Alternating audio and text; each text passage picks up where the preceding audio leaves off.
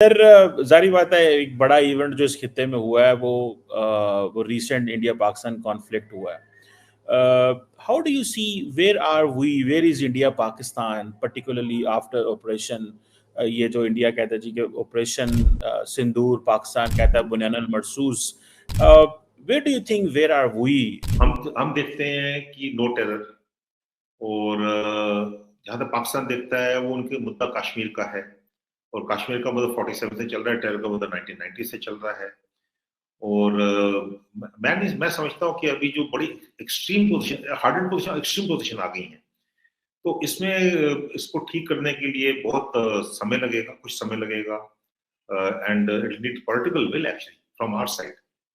कि आपके यहाँ तो जो that's my reading, I will be wrong, जो गवर्नेंस है it is very close net and all because there is lot of control of the army in the foreign policy. क्यों हमारे organs अलग हैं, हमारे स्ट्रक्चर अलग हैं, डेमोक्रेसी है, ऑल पार्टी मीट्स होंगी, एमईए अलग करेगी, एमओडी अलग है।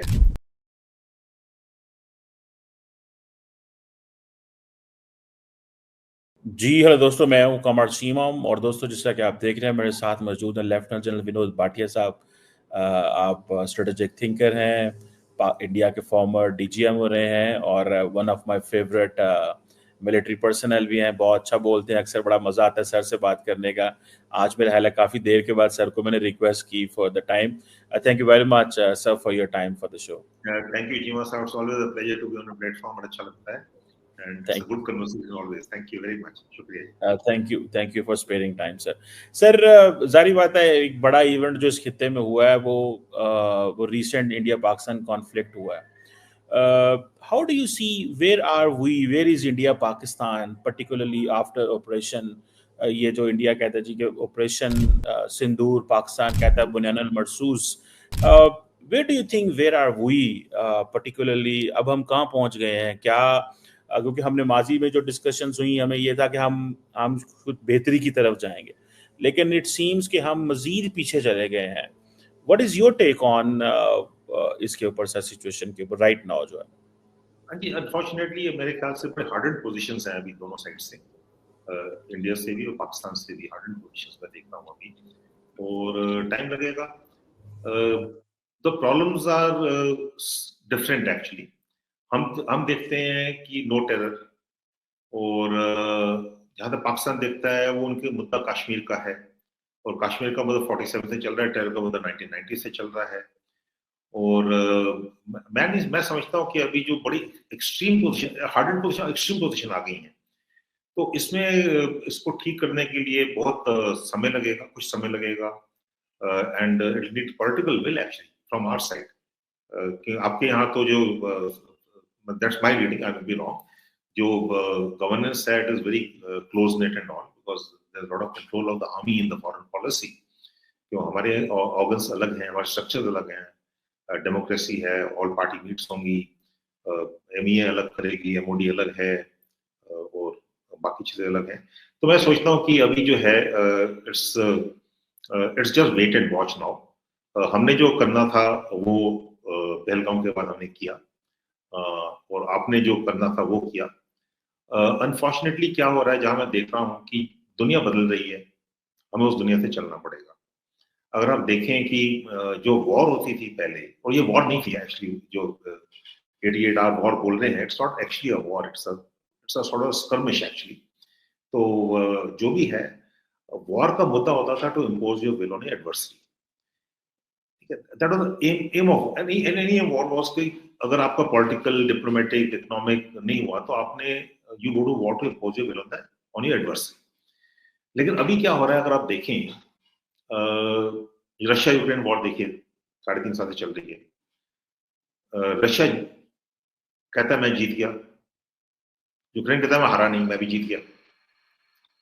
इसराइल, गाजा देख लीजिए आप, इसराइल से दे हैव वन, गाजा से we not lost. US Iran देख लीजिए, यूएस ने बोला कि हमने ये कर दिया और ये हमने खत्म कर दिया स्ट्राइक करके, वी हैव वन, जो उनका ऑपरेशन था। ईरान से we have not lost again. ठीक है ना? वैसे इंडिया पाकिस्तान के देख लीजिए, इंडिया से we are victorious, Pakistan, in the sense, says they are victorious. So we have to look at how to win, not from each other, but with each other. बिल्कुल सही कह रहे हैं। बस जनरल साहब ये सर बताइएगा कि पाकिस्तान के अंदर ये इस बात की जाती है कि basically India and Pakistan about 1.6 billion people और more than 1.6 billion people, we are hostage to one crisis. एक इवेंट कहीं कश्मीर में हो गया या कहीं इंडिया में हो गया तो न्यूक्लियर जंग का खतरा है। ये अब पाकिस्तान ने ये बात करना शुरू कर दी है। इंडिया कहता है कि भाई हाँ जी, हम ऐसे ही करेंगे। अगर जैसे फॉर एग्जांपल इंडिया की नेशनल सिक्योरिटी कमेटी ने आई थिंक फैसला लिया कि अगर इंडिया के अंदर अटैक हुआ तो हम we will consider this as an act of war, ठीक है, तो हम इसको पाकिस्तान पे हमला कर देंगे।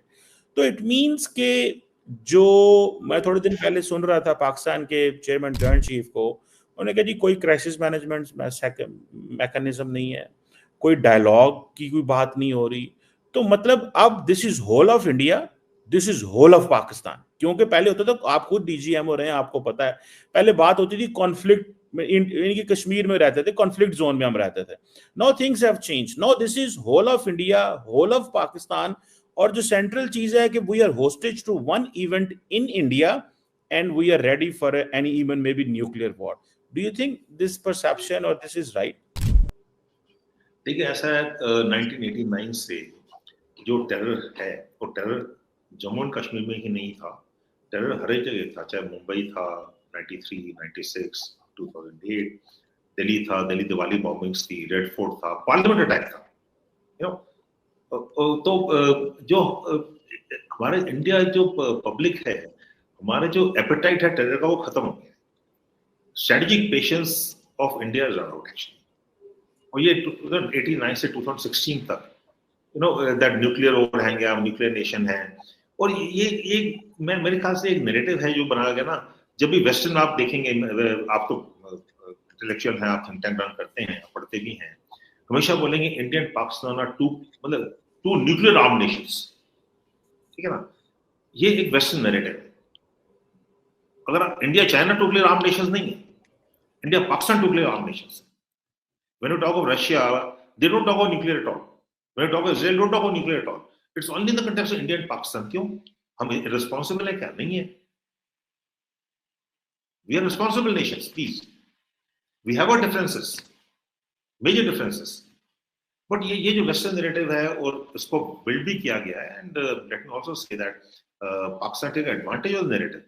But हमारा जो strategic patience है run out हो गया है, and despite that हमने एक strategic resolve दिखाया और strategic restraint दिखाई। अगर आप 2016 से देखें, सितंबर 2016 उड़ी के बाद, the only targets were the launch pads across the line of control in Pakistan occupied Kashmir। ठीक है, उसका 2019 में जब पुलवामा हुआ, उसके बाद there was a precision strike on Jabbar Top, which is commonly known as Balakot, and that was all, it ended there। वहां से स्विफ्ट रिटॉर्ट आया। अगेन स्विफ्ट रिटॉर्ट ऑल्सो, अगर देखें, मैं I served in that area, I know most of the area. The Pakistan air force came there, they came from the side of I, उधर से लाम से आए, नौशहरा गए और पूरा, और कुछ भी डैमेज नहीं करके गए। Why? Because no one wants escalation. India does not want escalation. Why should we escalate? ठीक है ना। Only thing is we are trying to do is, जो मिस्टर जुल्फिकार अली भुट्टो की जो डॉक्ट्रिन थी, to bleed India with 1000 cuts, जिसको जेम्स जियाउल हक ने उसको शेप दी, और 89 से ये शुरू हुआ। Now bleeding India with 1000 cuts has continued too long। अभी हम कहते हैं भाई ब्लीडिंग इंडिया 1000 cuts, हम चुप नहीं बैठेंगे। पार्लियामेंट में अटैक हुआ, we did all पराक्रम, उसके बाद कुछ नहीं हुआ। कारगिल हुआ, and Kargil was defying the India-Pakistan Shimla Agreement. The India-Pakistan Shimla Agreement is very categorical of 1972, कि all things will be resolved peacefully. We did not cross the line of control still. We made a lot of sacrifices। और 26 जुलाई आ रहा है, कारगिल दिन उसको मनाएंगे उसमें। तो अगर आप देखें तो हमारा स्ट्रेटेजिक पेशेंस अभी खत्म हो चुका है। And when we say कि terror will be there, and terror will have to reply, because no dispensation India में कोई डिस्पेंसेशन ऐसा नहीं होगा जो टेरर के खिलाफ अभी एक्शन नहीं लेगा, because that's the public sentiment. Democracy है, public sentiment very important.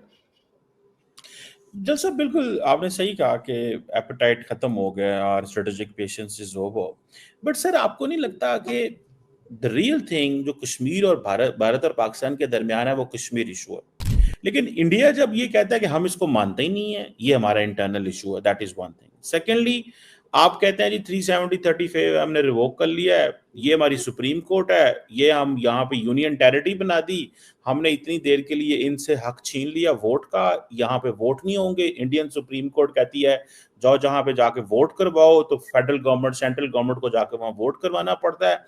And for long people are disenfranchised for one reason or the other, whatever the circumstances are, and then there is a resentment in the society in those people, and उसके पीछे भी एक history है। सो आपके यहाँ basically what Pakistan says कि आपके यहाँ वहां पे रिजेंटमेंट है in the society, people are disenfranchised, लोगों को कहा गया तुम यूनियन टेरिटरी हो, हमने तुम्हारा ये राइट वापस ले लिया, हम तुम्हें अब ये करेंगे, and it is not a bottom up approach, it is a top down approach by the Indian government. तो देन वहां पे अगर कोई इवेंट हो गया तो आप कहेंगे पाकिस्तान जिम्मेदार है, हम पाकिस्तान, हमारा स्ट्रेटेजिक पेशेंस खत्म हो गया, हम तुम पे हमला करने जा रहे हैं। So how will this meaning के how would you read this कि आप उन लोगों को जो हक देते नहीं है पाकिस्तान के जो कह रहे हैं और वो कश्मीरी जो कह रहे हैं, और इवन के all top political leadership India की जो कश्मीर में कह रही है, लेकिन अगर वहां पे कोई इवेंट हो गया तो पाकिस्तान तुम्हारी खैर नहीं, तो हमारा इसमें क्या, where are we in this? देखिए ऐसा जो आपकी आर्गुमेंट है ना, उसमें थोड़ा सा उसका डेवलप करना चाहूंगा। आप कहते हैं लोग डिफ्रेंचाइज हैं, आप जाके देखिए वहां पर अभी खुशहाली है। मैं होके आया हूं अभी, I spend 3 weeks this year, I spend 3 weeks last year also, ठीक है। और मैंने आपके शो में पहले ही बोला था ये there were 2.6 crore tourist last year, not a single incident in Kashmir valley. वहां लोग देखें, पहले वहां पर स्टोन पेल्टिंग होती थी, लोग आते थे, हड़ताल होती थी, सब कुछ होता था। पहलगांव के बाद बंद किया उन्होंने कि व्हाई वर टूरिस्ट टारगेटेड।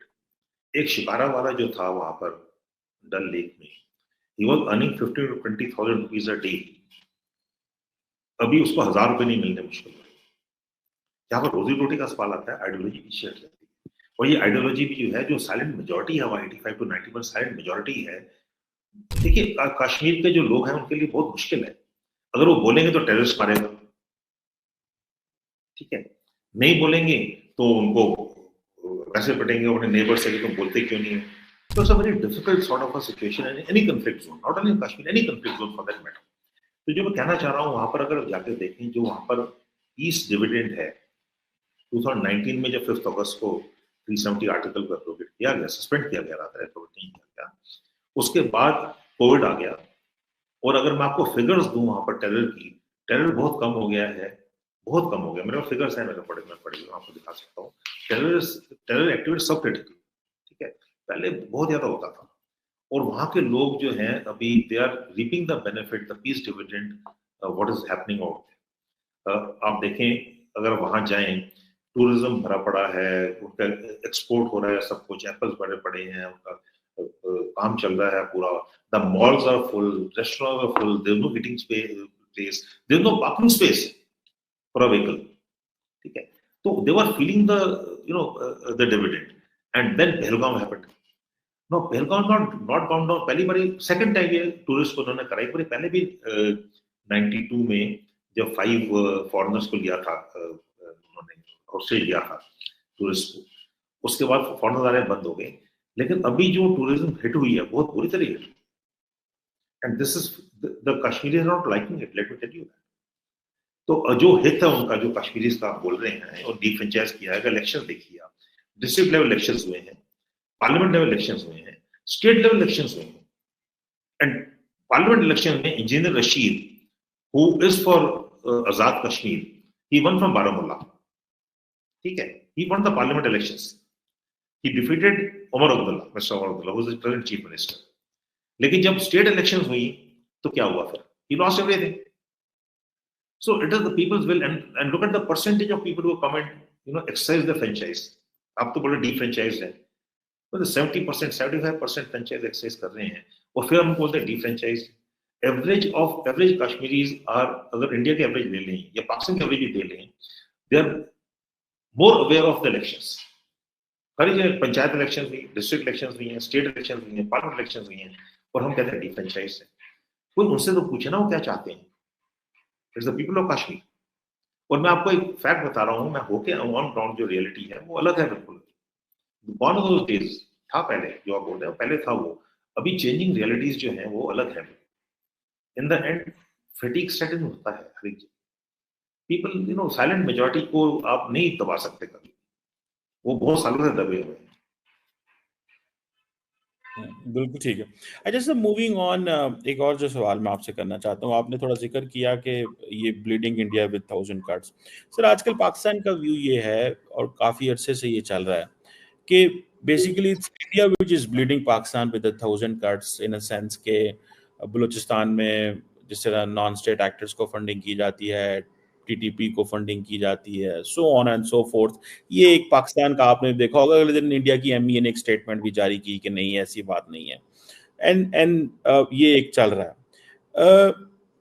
जब ये बात की जाती है कि जैसे इंडिया कहता है जी कि हम हमारे यहाँ दहशतगर्दी होती है, पाकिस्तान कहता है जी कि हम तो रियल विक्टिम है दहशतगर्दी के, बिकॉज हम तो लड़ रहे हैं रोज दहशतगर्दों से। हमारे तो फौजी फॉर एग्जांपल अगले दिन सेंटकॉम चीफ हैं जनरल माइकल कुरेला, उन्होंने कहा अपनी ब्रीफिंग दी सेनेट कांग्रेस में, उन्होंने कहा जी कि Pakistan is a phenomenal counter terror partner है, और उनका 1000 बंदा मारा गया दहशतगर्दों के हाथों। सो पाकिस्तान कहता है कि दहशतगर्दी से तो हम मुतासर होते हैं, मतलब it's we are being targeted by the terrorist, और जिनको इंडिया की जो डीप स्टेट है वो फंडिंग करती है and all that.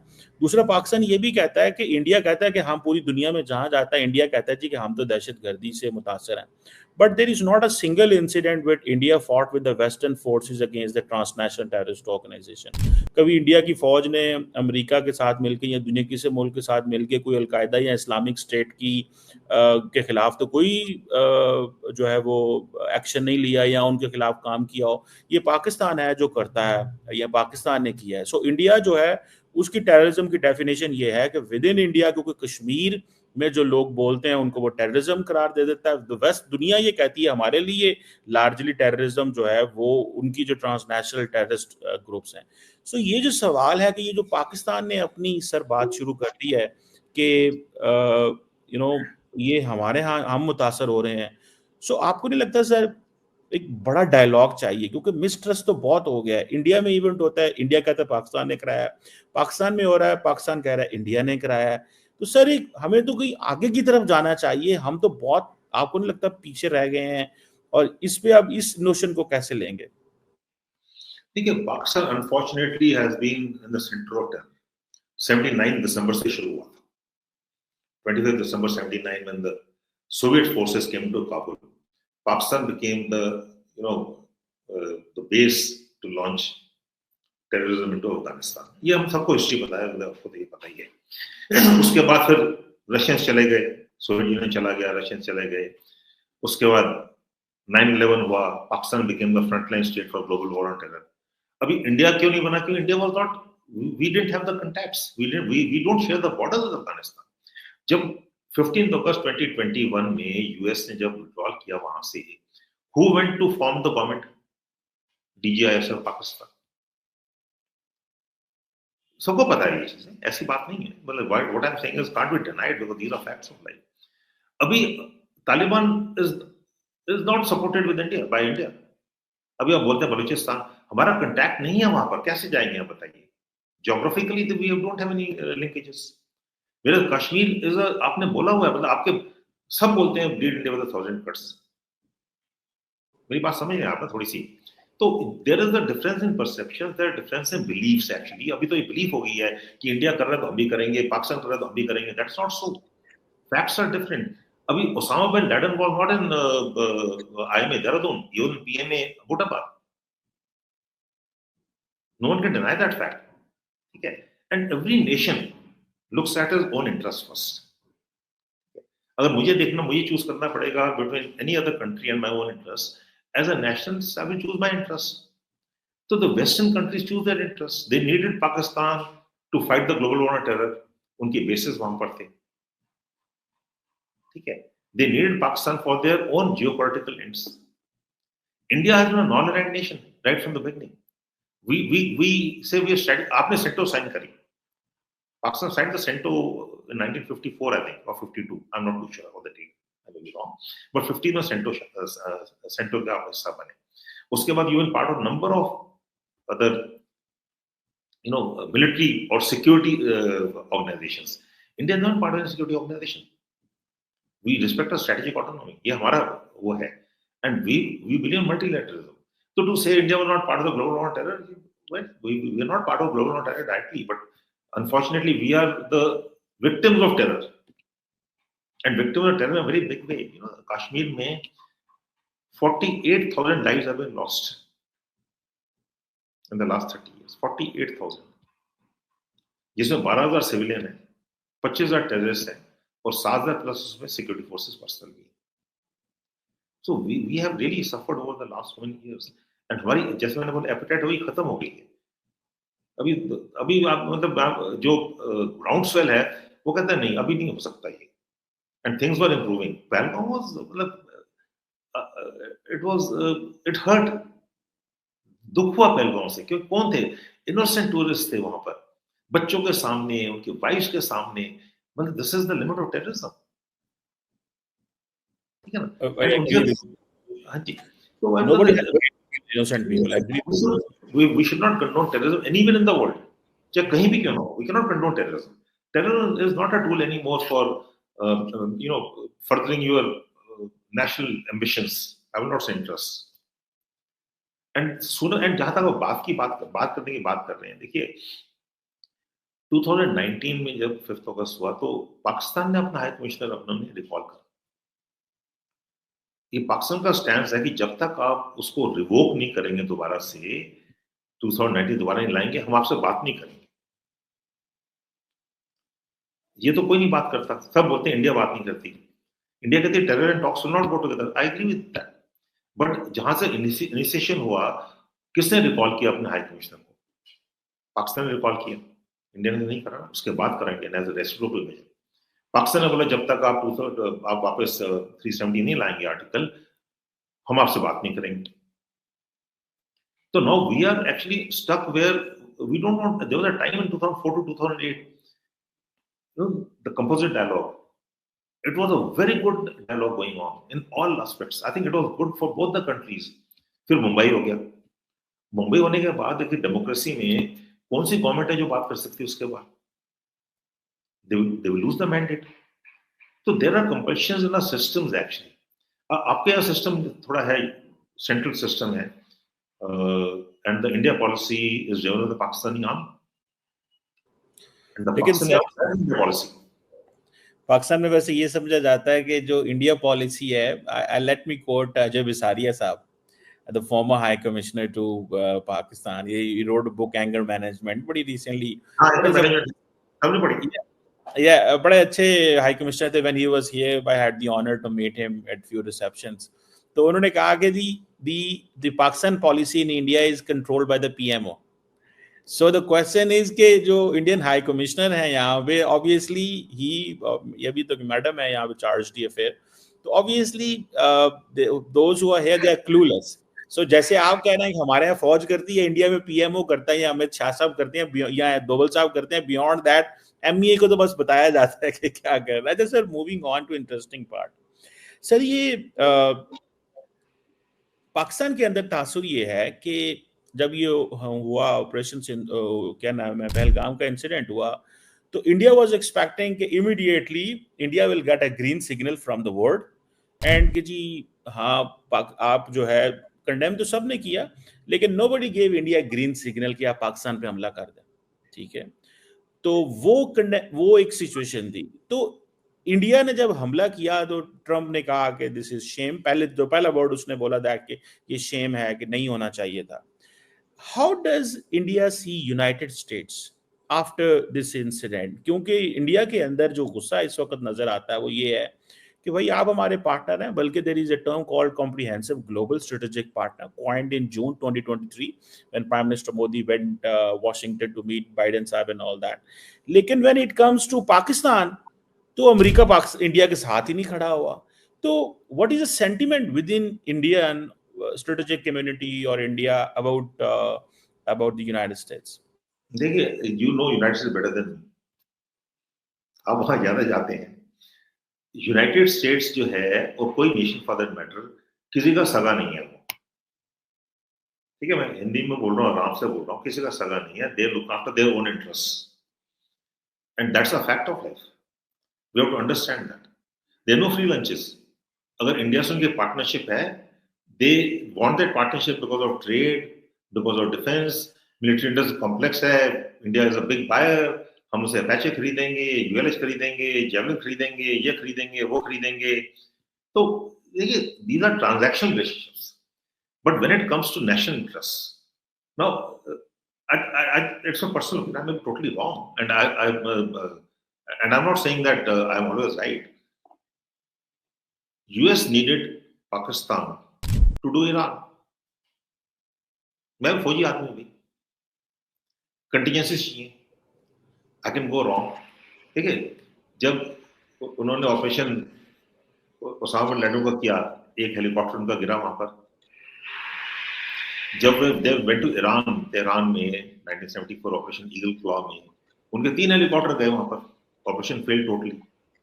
So you plan for contingencies, and if they were going to do Iran, what is the contingency with them? They wanted Pakistan for contingencies. कि गड़बड़ होगी तो दे वांटेड बेसिस देयर. तो they are looking at their own interest. Pakistan को ज्यादा खुश नहीं होना चाहिए कि चाइना यूएस उनके साथ है. यूएस किसी के साथ नहीं होता कभी. लेकिन सर आपको हमको यूएस ग्रीन सिग्नल नहीं चाहिए था. बाय द वे, हमको किसी से ग्रीन सिग्नल नहीं चाहिए. Today India is a responsible resurgent nation. We are not giving green signal. 145 crore लोग हैं हम. We are the third largest economy in PPP terms. Sir मैं इस बात पे भी बात करता हूँ. आप कहते हैं जी पाकिस्तान में बेसिस चाहिए. ये डेगो गार्शिया में उनकी सारी एयरफोर्स बैठी हुई है, वो चलते हैं वहां से. उनके डिफेंस डिपार्टमेंट ने ब्रीफिंग दी, वॉशिंगटन से चले, ईरान मार के वापस चले गए उनको. और दूसरा, पूरा मिडल ईस्ट उनका अपना है. हर जगह बेसिस है, हर जगह उनका इंफ्रास्ट्रक्चर मौजूद है. डिक्लेयर्ड बेसिस पाकिस्तान में तो लेनी है ना बेसिस. आएंगे, पूछेंगे, हम जगह देंगे. सो ये ऑब्वियसली पाकिस्तान के अंदर भी हम भी पूछते हैं बहुत सारे लोगों से कि भाई ये क्या बेसिस वाला चक्कर. वो कहते हैं यार पूरा मिडिल ईस्ट बेसिस से बड़ा हुआ है, इतनी बड़ी एयर पावर है. ईरान में उन्होंने कौन सा आके बूट्स ऑन ग्राउंड लेके आने हैं तो यहाँ से उन्होंने पाकिस्तान में बैठ के हमला करना है. सो ऑब्वियसली ये that doesn't make a narrative here in Pakistan कि इंडिया अमेरिका को पाकिस्तान में बेसिस चाहिए फॉर ईरान और फॉर एनी. उस वक्त एक मुशर्रफ थे. मैंने बेसिस नहीं बोला, मैंने कंटिजेंसी बोला. अच्छा, लेकिन even then contingency when the operation is on, you need contingencies. Okay sir, I respect your opinion. लेकिन सर ये अभी आप क्या समझते हैं कि इंडिया और अमेरिका के ताल्लुकात where do they stand now?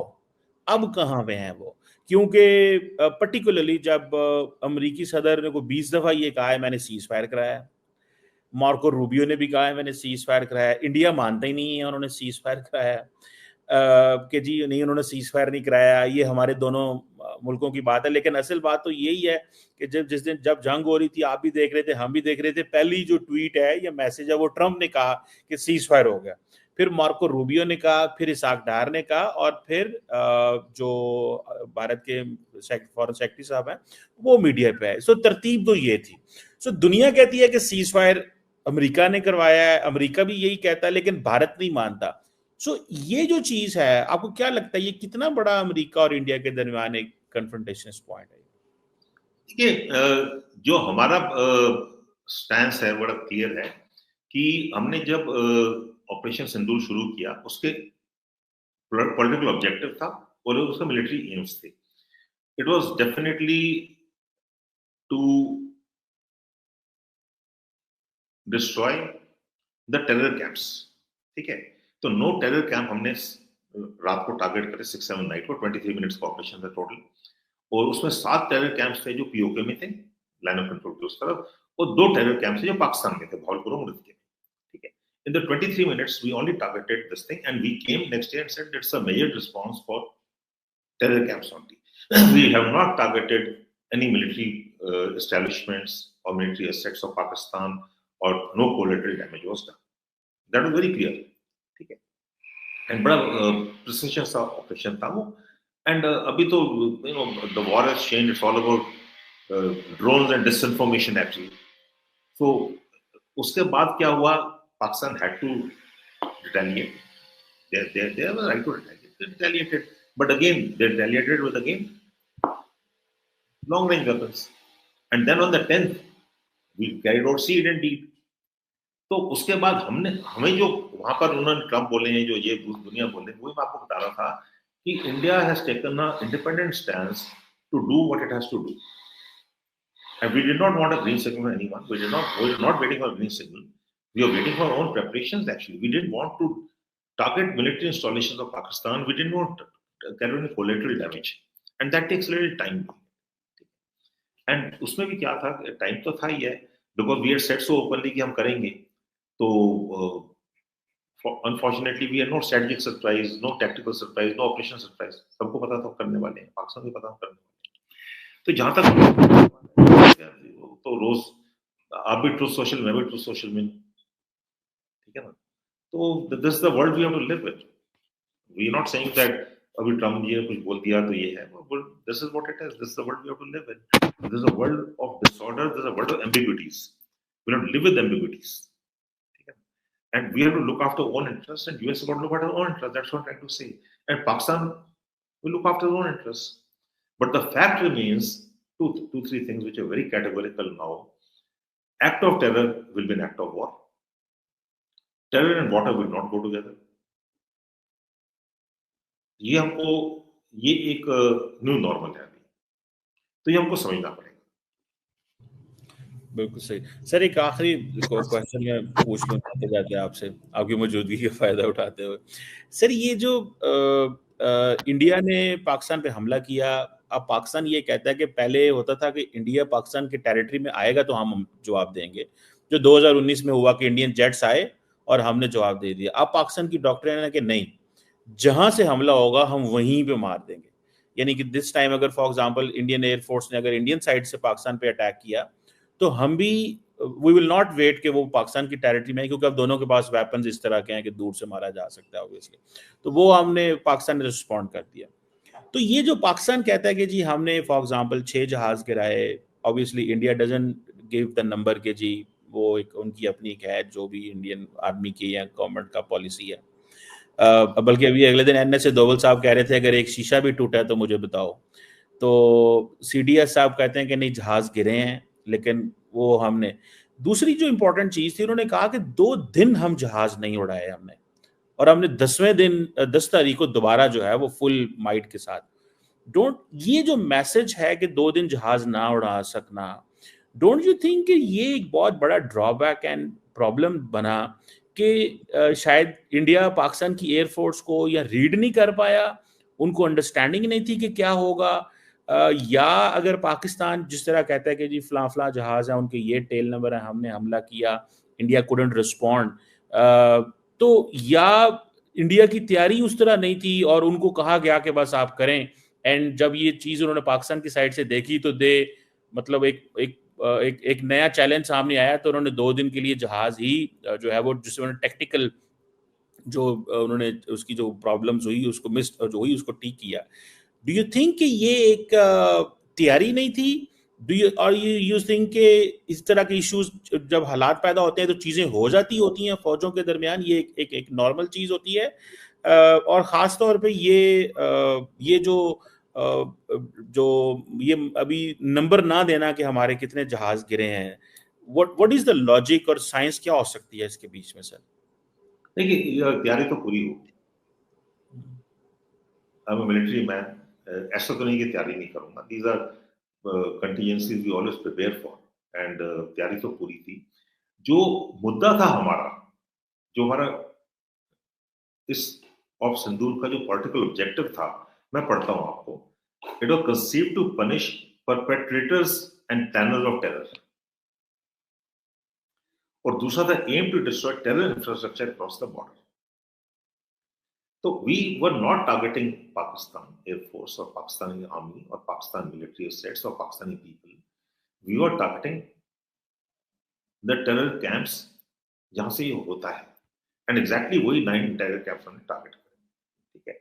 And we were very sure about it कि we will not do collateral damage. Thereafter, what Pakistan did, they targeted the military targets, and then we targeted the military targets. और ये balance sheet नहीं है, it's not a balance sheet. Then, no, let's not look at the balance sheet. When there are, whenever we have such skirmishes or whatever, 88-hour war, there will be losses on both sides. Okay. So I'm not going to talk about losses, but did India achieve the political end state and the military objectives? The right answer is yes. This is a very sharp, swift, and very focused operation where we just did it. And let me also tell you that as a military man, foreign armies and military systems they already studying this. कैसे किया गया? It's very precision. And like I said, technology was used both by Pakistan and by India. And today, the concept of war is changing. That's what I'm telling you. Today, no one is losing a war. Everyone is winning a war. So is war a solution anymore? That's the question I'm asking. It will always be there. But will it solve issues? Like we used to do earlier, पहले आपने जब war होती थी तो you had a culmination point, you had an end point and thing. But nowadays, it's an unending war. Russia-Ukraine unending war है, unfinished war नहीं, unending war है, वो तो चल रही है. तो दोनों साइड जीते हैं, इजराइल वाले देख लीजिए. So that is why I think India, Pakistan we had a short aim, and that aim was achieved. And I also feel like at the cost of reputation, terror will not be acceptable to the Indian public anymore. बिल्कुल ठीक हो गया sir. Thank you very much, Lieutenant General Vinod Bhatia sir. Sir, it's always pleasure talking to you. It's great to learn from you always. Thank you very much for your time, sir. Thank you, sir. Thank you very much. आपसे बहुत अच्छा लगा बात करके, बड़ी अच्छी बात होती है. I wish that we can carry this piece forward, but that's a wish. Inshallah, sir. Thank you very much. Yes.